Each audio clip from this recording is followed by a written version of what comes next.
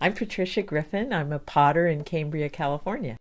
I really enjoy etching into the clay so that it looks like a woodcut. And I like the idea of the surface and the clay, the vessel itself, being married as one piece.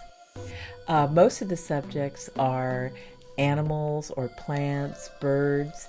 I like the vessels to have somewhat of a character to them. So it looks like on the one hand, it's a traditional form like a woodcut, but with kind of a whimsy, a little bit of life to it.